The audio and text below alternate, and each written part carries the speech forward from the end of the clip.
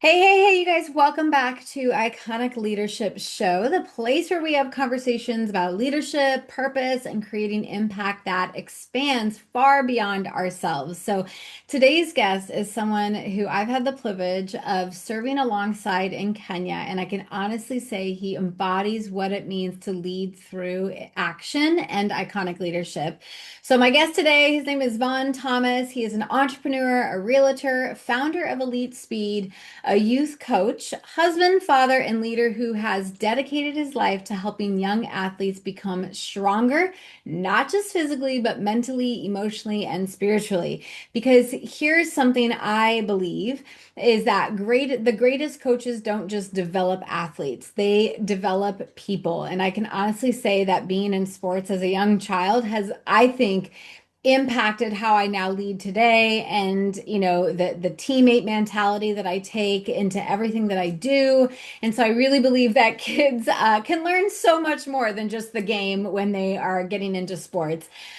So I do believe that coaches develop, humans and people and future leaders and future entrepreneurs. And that's exactly why I wanted Vaughn on today's Iconic Leadership Show. So really quickly, guys, during the Rise Up Kenya tour, Vaughn had the opportunity to stand before thousands of students, encourage the next generation, and experience firsthand what servant leadership, in another country looks like really on that global scale. And what I love most is that Kenya didn't just change the students that, we served. It changed us as leaders. And today we're talking about leadership, coaching, character, service, fatherhood, and why the greatest victories in life are never quite found on the scoreboard. They are found in the lives that we influence. So, Vaughn, welcome to the show. Thank you, Karissa. Thanks for having me. Of course. Oh my gosh. So this is the second time you were actually on Iconic Leadership. I want to say like a couple months ago, talking about, your experience of what you were going to be excited about when it comes to Kenya. So it's really kind of fun to, now look back. It's been a couple of weeks. So before Kenya, right? Before boarding the plane to Kenya, what did you think this trip was going to be? Looking back now, how different was that experience from what you expected? Yeah, so the when I received that initial request for my wife to travel to Kenya, my first reaction was no. I didn't even think about it. It was just a flat out no. For the simple fact of safety, right? Um, things can be a little dangerous here in America. We kind of know our own territory, but going into someone else's territory, you're essentially helpless. You don't know the territory that you're walking into, and so yeah, that initial thought was, yeah, no, we can't. Especially yourself, no, you're not doing it. So it actually took me a couple of days to kind of sit back and really think about it. And it was something that she wanted to do for a while, and so I said, you can go, but only one thing, I have to be there.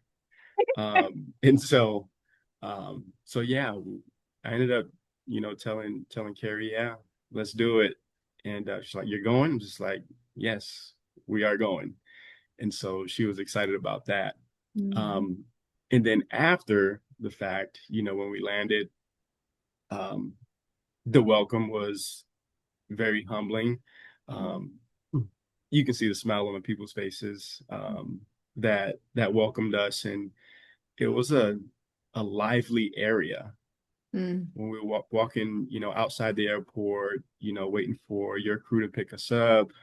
Um, yeah, the people were amazing. They were nice, very welcoming, and it was kind of heartwarming, to be honest Mhm. with you. Mhm. And then obviously we've had, about 8 days there, 10 days traveling total. But throughout those 8 days, to really sit back and be able to digest, what just happened when we returned home, just like that is a beautiful country, Yeah. beautiful people, you name it. Mm. And there is really not much different from here in the States, to be honest with you. Mhm. Um, and I think, and I'll dig into that a little bit later, but I think one of the biggest takeaways for me were the kids. Mm-hmm. Mm-hmm. Um, like I said, I'll talk about this later, but to see what they deal with on a daily basis and to see their smiles. And I Yeah. bring that up because that was the biggest thing that impacted me. I'm just like, we complain about so many little things here Yeah. when they're dealing with a great deal of things there, and they still manage to wake up and grind it out on a daily basis and have a smile on their face. Mm-hmm. That impacted me the most. And I'll dig into that a little bit later. Yeah. Yeah. It really is magical. I mean, when I go out on, and we're speaking to those, this is now my third tour, that was your first. I'm not lying when I ask these girls and, young men to smile because it like it lights up your soul and you're just like, oh my gosh, yes, I traveled all the way here. I gave up so many other things to be here, and their smile just lights up the world. And I always say that to those girls, I'm like, what I love about Kenya? And they say, why? I mean, you were there. And I'm like, everyone smiled for me. And then they do. I'm like, that's why I love Kenya. They're just so happy and so grateful and so blessed for the little bit that, that they have. Where, yes, our kids at home are like, Mom, I can't stand eating meatloaf for like the fifth time, in this year, and you're like, why are we complaining about this? So, I love that they're just so happy and they're so grateful for people and leaders like us to come and visit them. So, you've spent years coaching young athletes. You've got kids that you kind of coach, but Kenya gave you the opportunity to encourage thousands of students in a completely different environment. So, what did that experience teach you about leadership that you couldn't have learned anywhere else besides Kenya? The ability to speak up as a leader. Mm. If you see yourself as a leader, you have to speak up. You have to share your experiences, because we're kind of all going through the same thing. It may look a little different, but we are going through the same thing. And so for us who do have the ability and the characteristics to be a leader, you just have to do it. You just have to speak up, Yeah. talk to our youth. They're going to be leading this world Mhm. here next several years. And so to be able to give them a voice and and just encourage them to be incredible. Like that was probably one of my main points that I wanted to get across to the youth over there. It's like you are incredible. Mhm. Like for me to sit back and see what you're going through and you're showing up to school Mhm. and learning and collaborating with your peers and welcoming people with open arms, like that's incredible. Like Mhm. you are incredible. I never forgot the moment. I mean, I didn't know, I don't really know what people are going to talk about. Like, I'm like, okay, right. Like, maybe, like, I was like, maybe he'll teach them, some actual like moves to strengthen their bodies. Like, I had no idea. I just knew you had a heart. And I was like, okay, if he's, the partner, the other half of Carrie, then he's got to be a good human and a good leader. And so, yeah, I just remember when you stood up for the first time and, you shared your own personal story, but also like the things that you do, that you talk, that self-talk was so important and that you look in the mirror and, it's so easy for us to just kind of start to like disempower ourselves from the moment we wake up. It's like, oh, I can't do this, or oh, I don't do this. But you just stood up there and you reminded them that their own voice, whether it's internal or external, right, can change their life ultimately. And I loved that message. I did you know that was the message you were gonna like lead with, or was it just like pure in the moment? It was pure in the moment. I was talking to I had several conversations with my English professor from college, Lori Zumhoff, and so I kind of told her about Kenya, and I was actually helping her sell her home here in Lincoln, Nebraska, and so we had um, a, a lot of time to kind of sit back and catch up and talk about what's coming up, and so um, she helped me write, in college. Oh, And wow. so, I brought that up. It's like, yeah, I'm going to be speaking in front of thousands of kids, and I'm gonna put something together. I'm gonna send it to you, proofread it for me, give me some feedback. Yeah.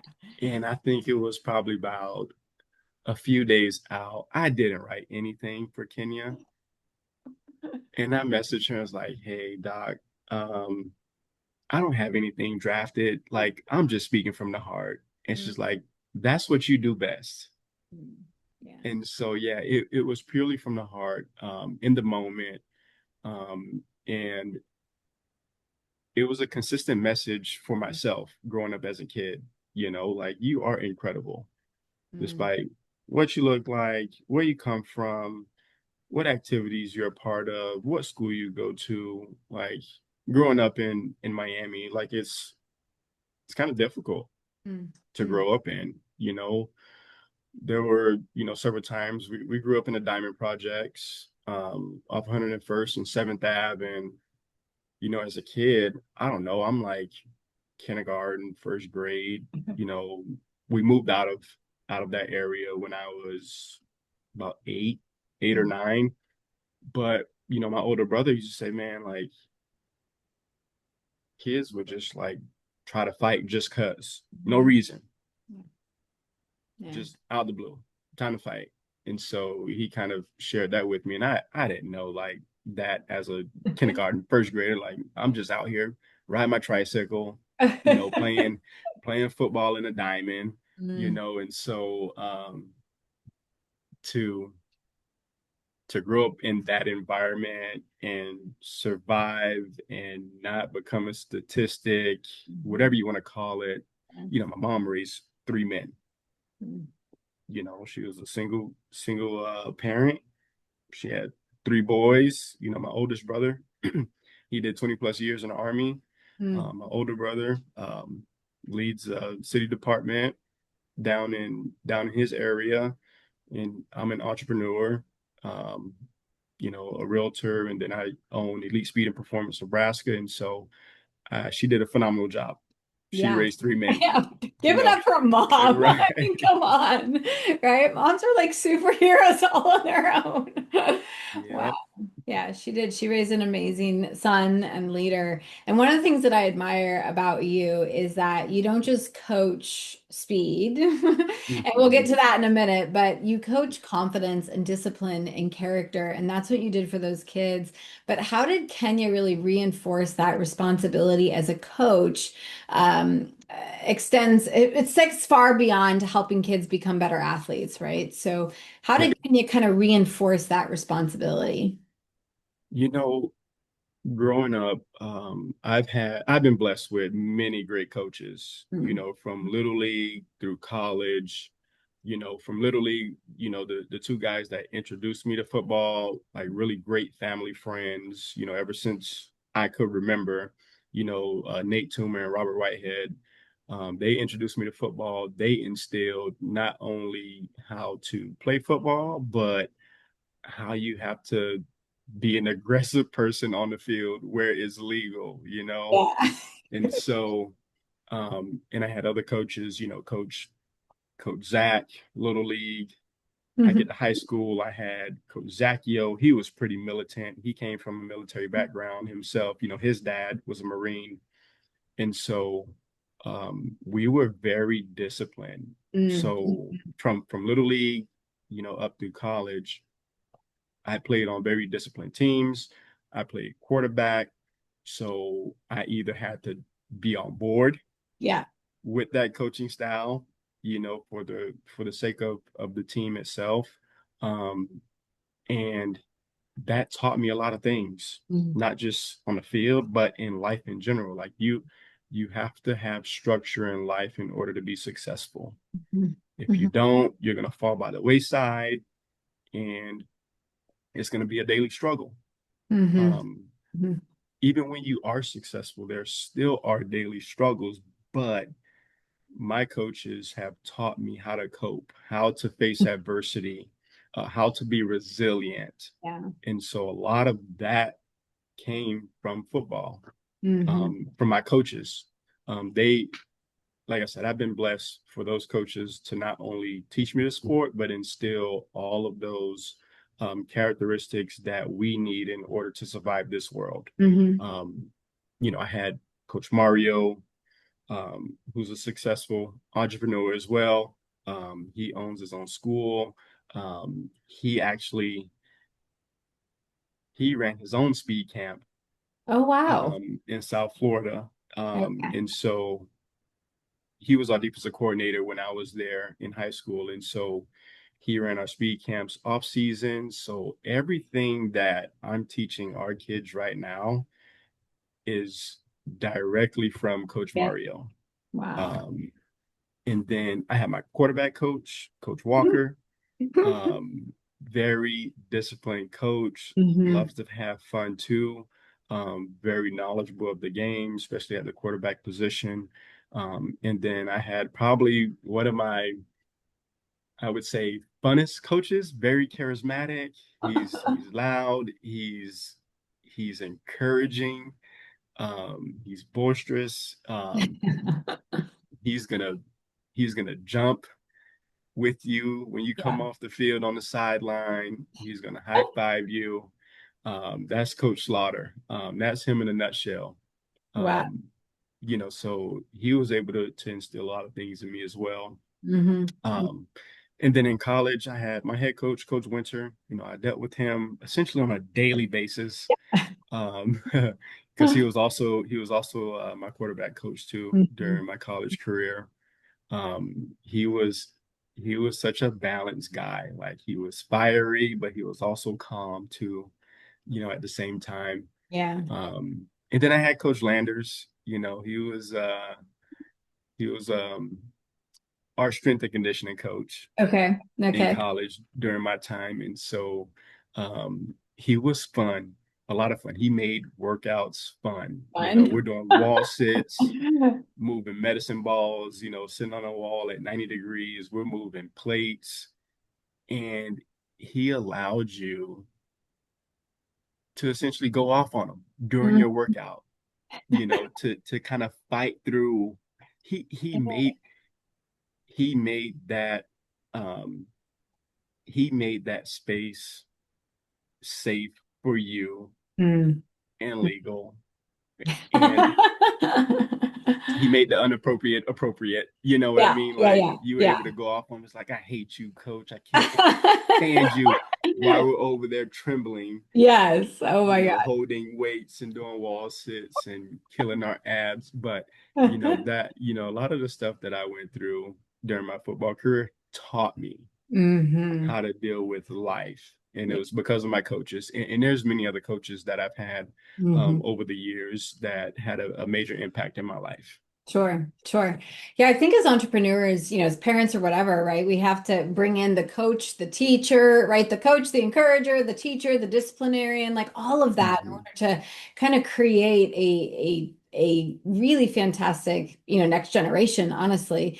And I think that leadership, right, because we're on iconic leadership and coaching is very similar because I bet every single one of your students that you coach on and off the field, I bet they require a little difference, something a little different for each of them. It's like how they stay motivated, how they stay inspired, and coaching for me is no different, right? Like I have to know how to motivate one client over here, but then this client needs like the hard ass Carissa, like the steel toe boot that's like, get up, quit making excuses and let's go. So you really have to understand people and really understand honestly how to motivate people because some people aren't motivated by in your face I'm going to yell at you and some people need that softer touch.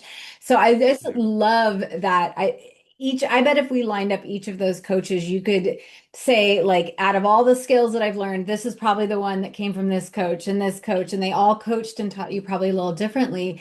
So how did you, speaking of coaching and youth, right? Because like this just came so natural to you. Like I turned around and all of a Mm-hmm. sudden I hear, Carrie and Vaughn are playing basketball and giving them tips. And I'm like, what is happening? Like we're on a speaking empowerment tour and these guys are off on the court. Like, Yeah. was there a specific child or a conversation or a moment, in Kenya that you still think about today? One that reminded you why you coach in the first place? Yeah. So it was actually the school where we sponsored. 5 kids. Oh, And we found out they had a basketball team, and their basketball team was actually doing really well. They were preparing for the semifinals wow. during our time there. And, our back is towards their basketball court. And so while the speakers were speaking, because I don't think I spoke to that group, it was just Mm. Carrie, but I turn around and look at the court that they're playing on, and it's 90% dirt, Oh, yeah, yeah. 10% grass patches, Mm. and the Mhm. rims were slanted, no nets. The goals were bent, and I'm just like, these group of kids, their basketball team is preparing for semifinals, and they're practicing on this. Mhm. I Mhm. was just like, wow. So I look at Carrie and I said, how much do you think it is to pour concrete, get new goals up, get lines down, the whole Mhm. 9 yards? And so we ended up having a small conversation with Dominic. And I was like, Dominic, how much would it be to pour concrete back there and, Yeah. give them a nice little setup? Yeah. And he said somewhere around the ballpark about, 10 grand. I look at Carrie, it's like easy. Mhm. And Mhm. so we're going to actually sit down and figure out a solution for that school. And Yeah. so um, to see them play on that, like we played on concrete courts, in elementary school and PE, and we complained about that. We didn't have any nets either. It was like, this sucks. And I turn around and I see 90% dirt. And I'm just Yeah. like, oh my gosh. Yeah. Yeah. We were playing on luxury compared to compared to what they were playing on. But that's actually one of our goals, Mm. for our upcoming trips, to kind Mm. of figure that out before we come back. And so yeah, that's I love that. something that we talked about while we were there, and we still talked about it when we returned. And so, and we're big on competition. Mm. Sometimes we compete, Carrie and I, we compete things. It's like, you guys don't need to compete. You guys are married. It's like, no, this is just us. We compete at a high level. Yes. Yes. Iron sharpens iron. Yeah. Like, we're gonna bring it. You know, in one funny story. Carrie brings me on, to her insurance company. I leave Concordia coaching there for 7 years, and um, she's like, I have more sales than you today. Of course she did. I'm just like, cool. So you know what I do? I just take my piece of paper out and I start tallying up. When we have open enrollments, yeah, I'm competing, sis. We're gonna figure this out. But competition brings out the best in you. Yeah, it does. And It does. so that's it's it's worth it, Hmm. to compete, because that means iron sharpens iron. My partner is making me better. I'm Hmm. making her better. And then how can we pass that down? How can we figure out a way to instill a competitive nature, amongst our peers or our youth, to kind of help them figure out a Hmm. solution to Hmm. win, right? Right. Not only in Right. athletics, but in life. Right. What is the next step I need to make in order to win? Yeah. Which is huge.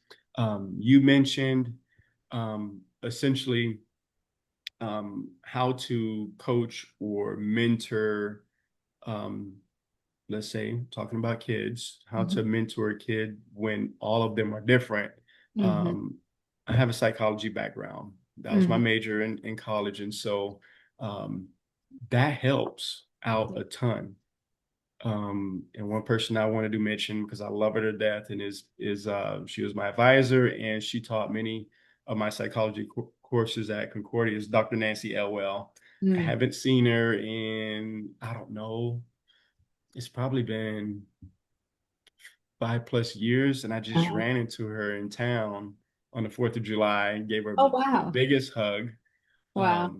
She ended up moving to another state and then came back because she still has family here. And yeah, we just kind of chatted and showed my appreciation to her for everything that she did. She was like a mom to me. Yeah. And when I Wow. say mom, she was soft when she needed to be, and Mhm. she was hard on my ass when she needed to be as well. And so Yeah. I'm forever grateful for that because she gave me that foundation that I needed when I first arrived on campus. I had Yeah. psychology 101 course with her at 8 a.m. Wow. coming from 5:30, 6 a.m. lifts, Mm. during the spring semester in January of 2010 in Nebraska in the winter, and I'm fresh out of Miami. Wow. Yeah. And but just seeing how she operated with each student made a light bulb go off in my head. At that time, I'm just like, you have to be able to be creative as Hmm. a leader, as a mentor, as an instructor, as a coach. You have to be able to pivot. Hmm. You have to be able to adapt to someone else because if you're stuck in your own ways, you can't help anybody else grow. Right. And Yeah. to me, it's just that simple. But forever grateful for Dr. Elwell. She taught Hmm. me a lot. I love that. Yeah. I mean, it's just a huge role. It doesn't matter if you're, like I said, if you're coaching youth or if you're if you're coaching or mentoring or even leading a team, right? I know as Mhm. someone who has a team, every single one of my team members has to be encouraged a different way. Every single some are like very analytical and I'm like give them the checklist. Some of it's like, but either way, I have to empower them to make great decisions on behalf of me because I know I don't want to be the bottleneck in my company either. So I have to kind of coach my own team along with my clients and like my family and myself and like all of the things. So I want to kind of pivot the conversation though into the next generation, right? Because a couple of years ago, Vaughn, I don't think you know this about me, but in 2023, I thought my mission and purpose in life was to kind of help shape the next two generations. I mean, as a mom, as a grandma, I was like, okay, after that, I'm gone, I'll be gone.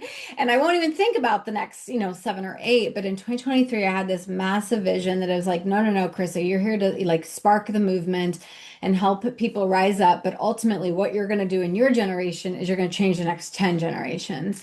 And so that's really, really important to me. And I think kids need, role models, right? We saw that. So we saw that the need in Kenya was huge. It's also obviously a need in the US. But you work with people every single week, right? And after seeing students in Kenya and then coming home to coach there back in the States in Nebraska, what do you believe the next generation needs most from leaders and parents and coaches today? I Great question, Carissa. Um, Carrie may call me a hard ass sometimes, which is okay. Yeah. But knowing knowing how my generation, for the most part, how we were raised, our parents, our coaches, our mentors, our instructors, they let us fail. Mm, mm, They just flat out let us fail. mhm, I'm a firm believer in that we as leaders, coaches, instructors, mentors, you name it, we are there to guide mm, our youth. mhm. Sometimes we can hold a hand for a certain amount of time. We have to let them go. We have to say, here, Yeah, go do it. right. Okay. We need to teach kids that failure is our greatest teacher in life. Because Yeah. if we're always successful and winning, as soon as we get smacked in the face, we don't know what to do. Mhm. We just simply don't. Um, I'll tell a story about um, something that happened at Concordia. Nothing crazy, but it was just mind-boggling to me. Um, but yeah, we need to let our kids fail because if if they don't fail, or if we don't let them fail, they don't learn. Right. As parents, leaders, you name it, if we're continuing to do the work for them, Hmm. when we hand them off to the real world, it's a dog eat dog world. Yeah. Some Yeah. people may disagree, but I'm a firm believer in that. It's a dog eat dog world. Everything's a competition. When you go into an interview for a job, you're competing with not just somebody in your grade level. Right. Going back to athletics here, right? So we coach sixth graders right now. They're going into the sixth grade.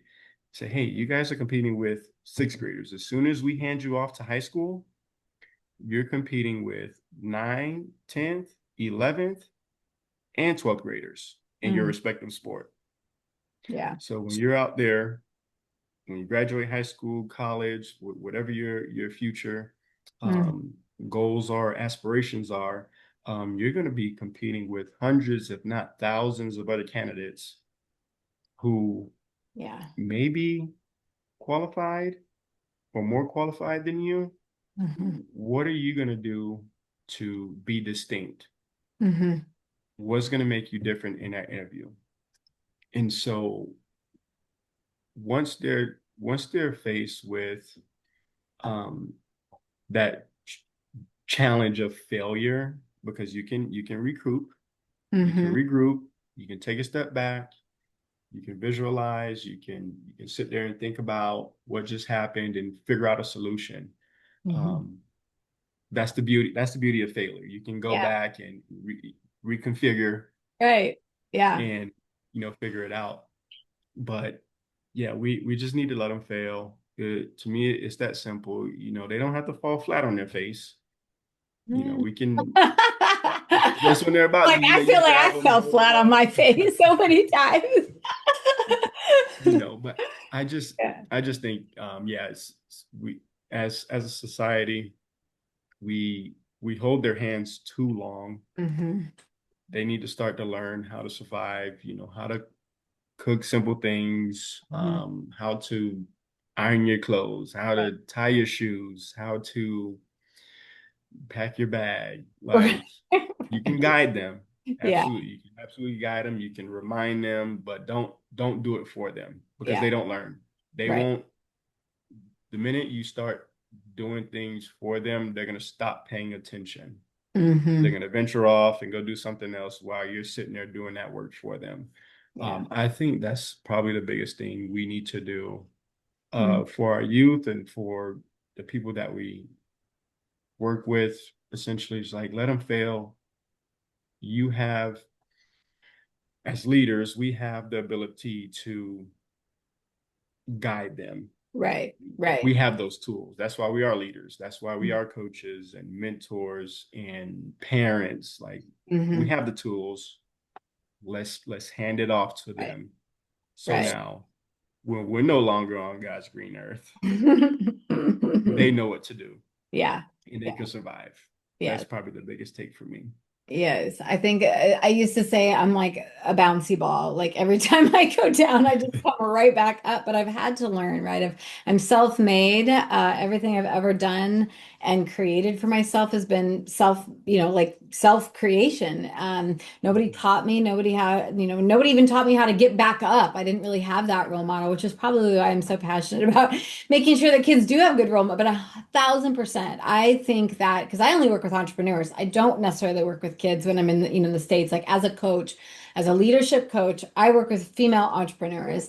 And I have to let them fail as well because it Mhm. could be easy to be like, let me just write your copy because I'm just so sick of you complaining that you're not getting clients or whatever, right? It's Yeah. very easy for me to just want to do the thing for them, but I'm like, no, because I don't empower them and and then they expect it 1,000 times and it's a mess. And so I would 1,000% agree that if more kids learned how to fail and come back up, that we would have better Mhm. entrepreneurs, honestly, because if not, they fail once and they're like, oh, I suck. I'm just going to go back to work for corporate. I'm like, no, you guys, like we can analyze and we can break down why that failed and then we can move forward. So I 1,000% agree with you. You guys, let's Yeah. Teach our kids how to fail and fail the right way.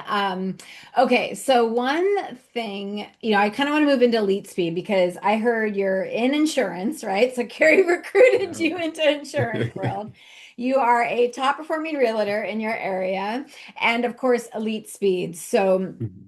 tell me a little bit about, Elite Speed and really what's next for you. Like, is it insurance? Is it more Elite Speed? What's Yeah. next for Vaughn in his next 12 months? What do you want to create? Yeah, so I essentially got fired from insurance. Just kidding. No, for Carrie and I, we're kind of different. We love real estate. Hmm. Hmm. Um, this is, prior to me getting my license. But we love real estate. We love homes. We love the construction side of things. We like to see an old home be remodeled. I don't know, we're kind of infatuated with it, to Yeah. be honest with you.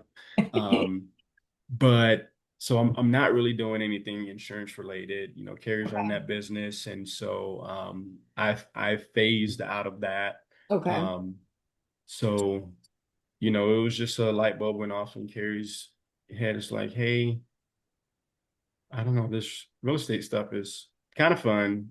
You should go do it. And I was like, yeah, I've always been interested in real estate. I've had this conversation with, some of my guy friends many years ago.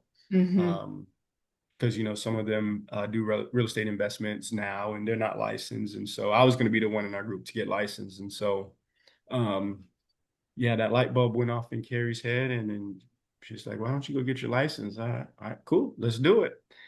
And so I take courses, in Lincoln at Larrabee and met some phenomenal people. Other agents, my instructors were phenomenal. Yeah, and I got licensed within a few months.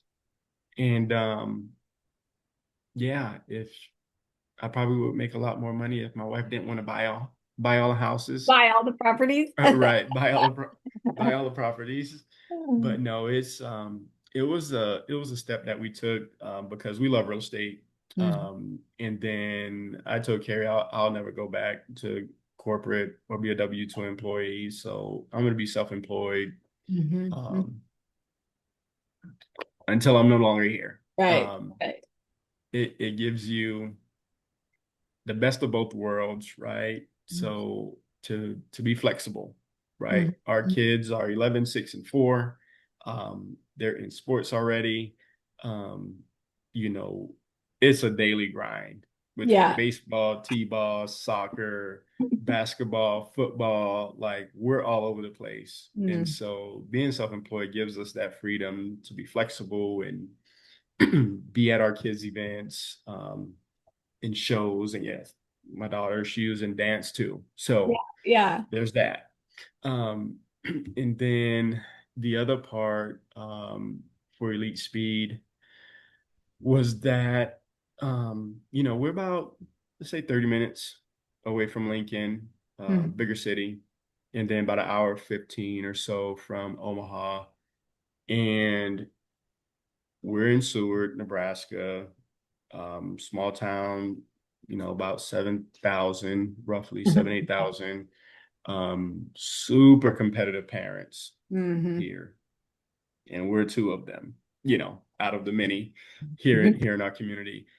And Lincoln and Omaha, they have they have access to other training facilities that are sports specific with speed and agility um, and sports specific things. And so just thinking about it, just like, why not open up a business here in Seward to give our families access?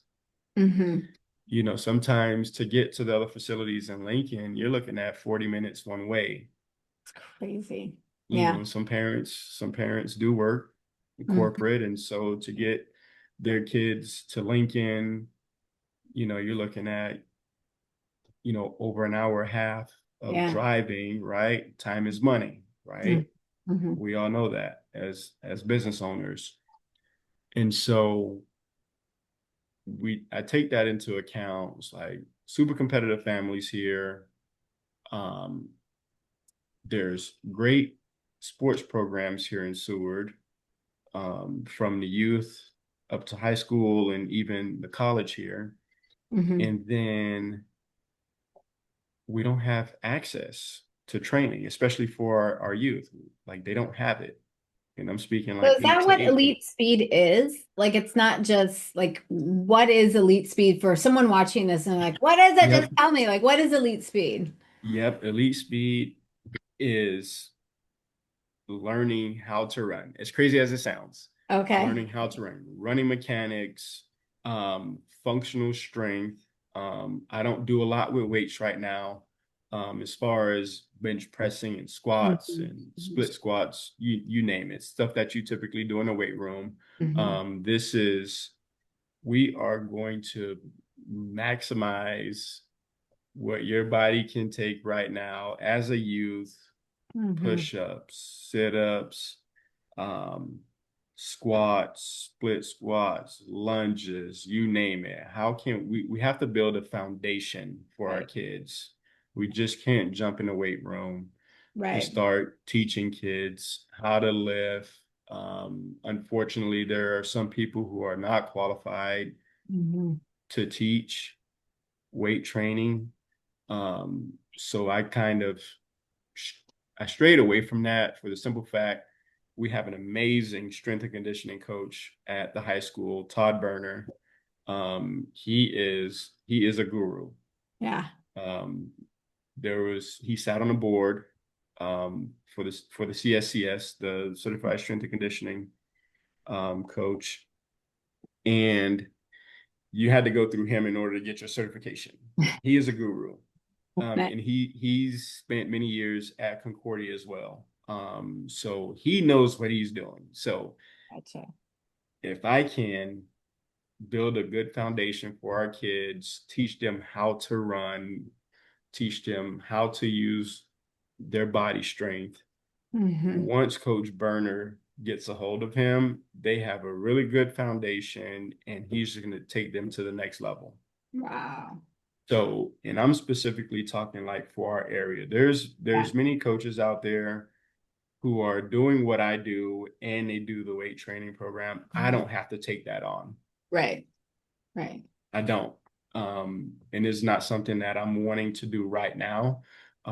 Later on down the road, absolutely. But they're in good hands. There's no need for me to overstep any boundaries. I'll be working with Coach Berner on the side, and we're going to figure out a plan for his high school Amazing. athletes. And I'm going to be purely working on running, right? Speed and agility, Mhm. footwork, um, just getting them faster for their respective sport.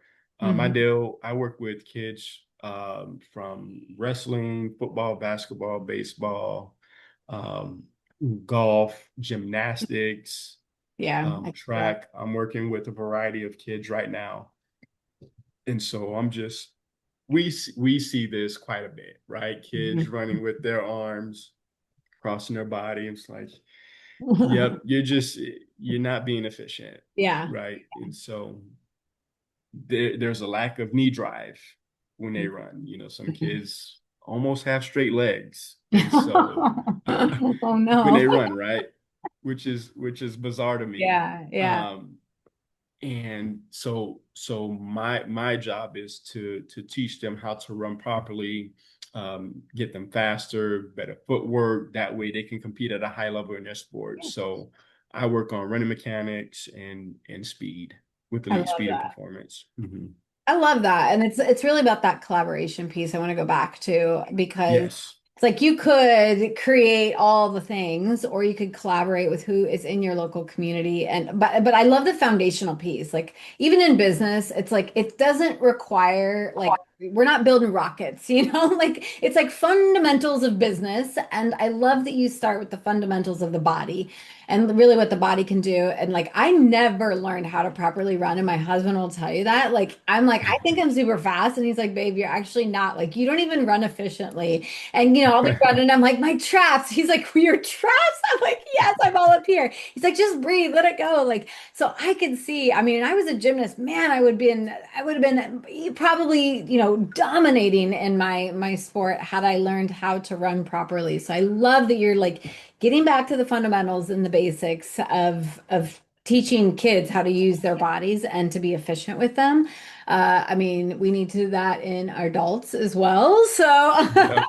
all right. So, last question for you. I know Yeah. we got off track from Kenya, but I want to come back to that. So, I just want you to imagine one of those kids that you were playing ball with, you were coaching, and we don't even see it as coaching, right? You were just doing what you love, and you were, giving them pointers, but that probably meant the world to them. So, just Mhm. imagine 25 years from now, they're being interviewed about the people who really helped shape their life and their mindset. What's one thing that you hope that they would remember learning from Coach Vaughn? The one thing, um, that's a great question. The one thing that I hope they remember was that they need to have fun. Mm. You need to. Hmm. The moment you lose sight of having fun with what you're doing, you essentially lose it all. You Hmm. lose your purpose. You start to lose your why. Hmm. That becomes cloudy. And we hear that a lot in business. Like, what's your why? Like, what continues to drive you on a daily basis? Um, for me, it's pretty simple. It's for the people around you. That's why you do it, Hmm. for your family, right? Your loved ones. And ultimately you have to do it for yourself, right? Because Hmm. I don't, I've never met anybody who said, I don't want to be successful. Hmm. Right. In my little 36 years of living, I've yet to run into somebody that said, I don't care. I don't want to be successful. Yeah. But yeah, I would hope that those kids remembered that, hey, guys, you got semifinals coming up for your basketball tournament. Like, go out and have fun. Go have some Like, fun. go have fun. Yeah. Like when and it's with business too. Like the minute you stop having fun, you lose it all. Yeah. You do. I You agree. lose it all. You crash and burn. Mm. And it's difficult to get out of that slump once you stop having fun. Yeah. Then it's more likely to quit, Hmm. Hmm. right? Smile, have fun. Like when one thing I wanted to mention earlier too is like the smiles on their faces, it's contagious. Yeah. Yeah. You can't do anything but smile yourself. Yeah. So, And it's when free, right? It's and it's free. free. Yep. No, yep. Love that, dude. It's Oh my free. goodness. Oh my But but goodness. it's like, yeah, you have to have fun, Mm. smile, because when you do it, it is contagious, right? Mhm. So when you're on your respective court or field or business, whatever you're doing, smile. You Yeah. have to, Yeah. Yeah. because it is contagious, and you don't know who you're going to be helping. So for those kids in Kenya, when they're competing or in the classroom or doing whatever, when they're around their peers, I just hope they remember to smile and have fun. I love that. I can already see like me interviewing someone 25. I remember he said to just have fun But yeah. and to smile. I'd be like, yep, okay, we're done. He's success. Yeah. Yeah. Oh my goodness. All right. Well, Vaughn, what's the best way? So if I'm a parent and I want to get my kids involved in Elite Speed, what is there a social media handle or a place that people should go to look for that? Yep. So, yep, we're on Facebook, Instagram, TikTok, and it's simple. Elite Speed Nebraska. Okay. That's it. At Elite Speed Nebraska, it'll pop up. My website is elitespeednebraska.com. Incredible. Elite Really Speed, guys. easy. And we're going to make sure I put that in the summary. So if you have a child, maybe you call in some of those bigger cities that I remember like being in a bigger city and also growing up in a small town. Like there's its advantages for sure, but like think about the bigger city and like you kind of get lost in the shuffle. It's like a big school, you know? Like I Mhm. needed a small school to even graduate. I needed someone to hold Right. my hand. And so yeah, I don't care where you're coming from, guys. If you're Omaha, Bellevue, Nebraska, wherever, right? Grand Island, if you're looking to get your kid involved with some good leadership, good coaching, I want you to check out Elite Speed. Um, I'll put the socials and the contact information down below. So with that, Javon, thank you so much for your time today, your reflections. I know you left a huge impact in those thousands of kids' lives in Kenya, and I'm sure you do that every single day with your students and your youth now. I think one of the biggest takeaways for me today is that, champions aren't, champions, right? They're not necessarily built on game day. They're built in the daily decisions that nobody really applauds. That's like you mentioned at the very beginning, right? It's that structure, that's discipline, that self-belief in themselves. It's those skills that were quite often not taught in school, but hopefully we have coaches in the sports programs that are teaching those things. It's not always about the fundamental. It's about those other life skill fundamentals because yeah, the game's not always going to be there. But Vaughn, thank you so much for reminding us that leadership isn't about the titles. It's about influence and about investing in people, and it's about showing up consistently, and it's about believing in someone long before they believe in themselves. So thank you so much for being here with me today. Yes, thank you, Carissa. Thanks for having me again. I appreciate it. Course, of course. Love it, love it. All right, we'll see you later, you guys. Thank you so much for watching Iconic Leadership. Please take a moment to subscribe, comment below with one of your biggest takeaways today. I know that he talked a lot about sports, but everything can be directly related also to business and entrepreneurship, and most importantly, leadership. You cannot lead other people unless you are leading yourself. So please drop some comments below. If you're watching this on YouTube, we'd love to know what was your biggest takeaway from Vaughn and I's conversation? So with that, I will see you again soon. Bye for now.